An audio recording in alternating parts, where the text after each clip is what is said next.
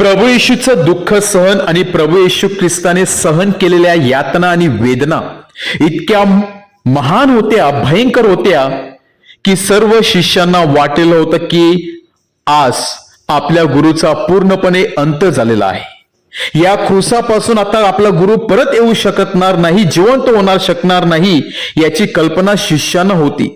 आणि म्हणूनच आपल्या गुरुच्या मृत्यूनंतर शिष्यांची पांगापांग झालेली होती। काही जणांनी स्वतःला कोंडून ठेवलेले होते, काही जणांचा विश्वास पूर्णपणे मोडलेला होता, काही जण जुन्या चालीरीतीप्रमाणे चालायला लागले होते, काही जण जुन्या व्यवसायाकडे वळालेले होते, काही जणांनी स्वतःला कोंडून घेतलेलं होतं। आणि अशा वेळेला आपल्या शिष्यांचा विश्वास भक्कम करण्यासाठी, आपल्या शिष्यांचं जीवन जे मोडलेलं होतं ते पूर्ववित करण्यासाठी परत एकदा पुनरुत्थित ख्रिस्त आज आपल्या शिष्यांना समुद्र किनाऱ्यावरती दर्शन देत आहे। जिथे शिष्य आपल्या जुन्या व्यवसायाकडे वळालेले होते, मासेमारी करण्यासाठी गेलेले होते, आपला गुरु आपला सोडून गेलेला आहे म्हणून चला आपण आपला व्यवसाय सुरू करूया, आपण आपल्या कामधंद्यामध्ये आनंदित राहूया, अशा आशेने ते कार्य करायला लागले होते। अशा वेळेला प्रभू येशू ख्रिस्त तो गुरु येतो आणि आपल्या शिष्यांचं मन भक्कम करतो, त्यांचा विश्वास वाढवतो।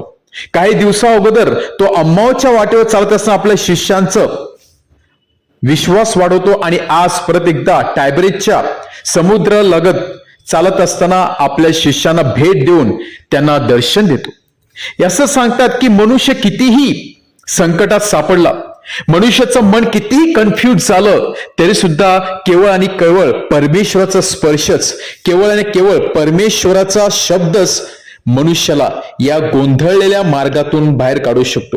मनुष्याला योग्य तो मार्ग किंवा रास्ता दाखवत असतो। आणि या क्षणाला शिष्यांचे मने, शिष्यांचे डोळे, शिष्यांचे हृदय गोंधळलेले होते, अंधाराने भरलेले होते, अविश्वासाने भरलेले होते, किंबहुना त्यांचं जीवन पूर्णपणे मोडलेलं होतं। आणि अशा वेळेला एखाद्या धुळीतून त्यांना बाहेर काढून त्याच्यातून नवीन कलाकृती बनावी, त्याप्रमाणे प्रभू येशू ख्रिस्त वेळोवेळी आपल्या शिष्यांना दर्शन देऊन परत एकदा त्यांना त्या विश्वासाच्या शिखरावरती आणण्यासाठी मदत करत आहे। गुरु कधीच आपल्या शिष्यांना विसरत नाही, आपल्या मुलांना विसरत नाही। आणि प्रभू येशू ख्रिस्ताने जे वचन त्यांना सांगितलेलं होतं की मी परत तिसऱ्या दिवशी पुन्हा उठेल, ते वचन आज शिष्यांना आठवते की खरोखरच आपला गुरु आपल्या बरोबर आहे, तो मरणातून उठलेला आहे। आणि स्वतः प्रभू येशू ख्रिस्त परत एकदा त्यांच्या समयेत राहून भोजन करतो। जेव्हा जेव्हा प्रभू येशू ख्रिस्ताने शिष्यांना दर्शन दिले तेव्हा तेव्हा प्रभू येशू ख्रिस्ताने त्यांच्या समवेत वेळ घालविला, त्यांच्या समवेत भोजन केलं। याचा अर्थ असाच की फेलोशिप, जेव्हा आपण एकत्र राहतो, एकत्र खातो, एकत्र पितो आणि संभाषण करतो तेव्हा आपल्यामधील ऐक्य अधिक वाढत असते, आपल्यामधील विश्वास अधिक वाढत असतो।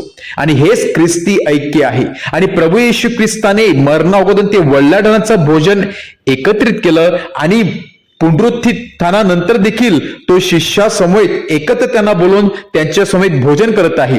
जेव्हा जेव्हा आपण एकत्र राहतो आणि संभाषण करतो, भोजन करतो, तेव्हा आपण आपल्यामधील ऐक्य, आपल्यामधील प्रीती एकमेकांना दाखवत असतो। कुठल्याही व्यक्ती एकटा राहून जीवन जगू शकत नाही। आणि म्हणून प्रभू येशू ख्रिस्ताने सांगितलेलं आहे की मी द्राक्षवेल आणि तुम्ही सर्वजण फाटे आहोत। आपण सर्वजण प्रभू येशू ख्रिस्ताच्या जीवनाचे भाग आहात, आपण सर्वजण प्रभू येशू ख्रिस्ताचे मुले, कन्या व लेकरे आहोत। आणि म्हणूनच आज प्रभू येशू ख्रिस्त परत आपल्या मनातील अंधकार दूर करण्यासाठी आपल्याला पाचारण करत आहे, आपल्याला बोलावित आहे। आपल्या मनातील गोंधळ, आपले मोडकळीस आलेलं जीवन, विश्वास पूर्ववित करण्यासाठी, पुन्हा बांधण्यासाठी प्रभू येशू ख्रिस्त आपल्या जीवनामध्ये येत आहे। ज्याप्रमाणे त्याने शिष्यांना एकत्र बोलवलं, शिष्यांचा विश्वास वाढविला, त्याचप्रमाणे प्रभू येशू ख्रिस्त आपल्या सर्वांचा विश्वास वाढवण्यासाठी तयार आहे।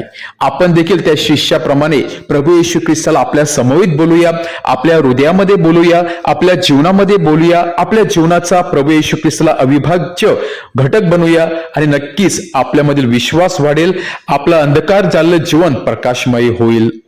आमेन।